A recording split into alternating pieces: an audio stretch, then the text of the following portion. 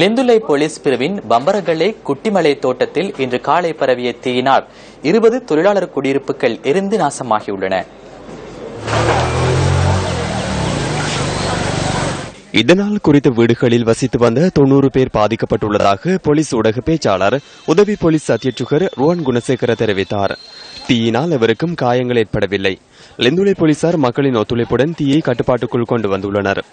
மின்னொழுக்கு காரணமாகவே தீ பரவியுள்ளதாக போலீஸ் ஊடக பேச்சாளர் தெரிவித்தார்.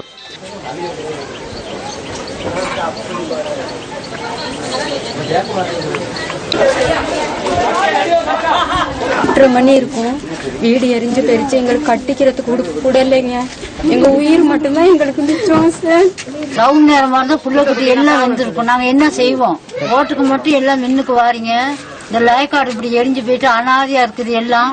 எங்களுக்கு கட்ட உடுப்பு இல்ல, சாப்பிட சாப்பாடு இல்ல, எங்கிட்ட வருமானம் எல்லாமே போயிருச்சு. யாருக்குமே வீடு எடுக்கிறது படுக்கிறதுக்கு இடமா கட்டிக்கிற உடுப்பா சாப்பாட்டுக்கா எந்த விதமான ஒரு இது இல்லாம தடுமாறி தட்டுக்கட்டு நிக்கிறாங்க. வந்தைக்கு இங்க ஊர்ல நெருப்பு பிடிச்சி ஒண்ணுமே எங்களுக்கு இருக்கிறதுக்கு இல்லைங்க.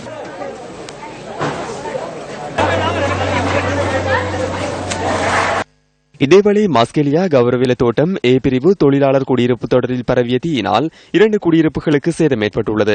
இன்று அதிகாலை பரவிய தீயினால் குறித்த வீடுகளில் வசித்து வந்த எவருக்கும் காயம் ஏற்படவில்லை. இதன்போது இடம்பெயர்ந்த 8 பேர் உறவினர் வீடுகளில் தங்கியுள்ளதாக எமது பிராந்திய செய்தியாளர் குறிப்பிட்டார்.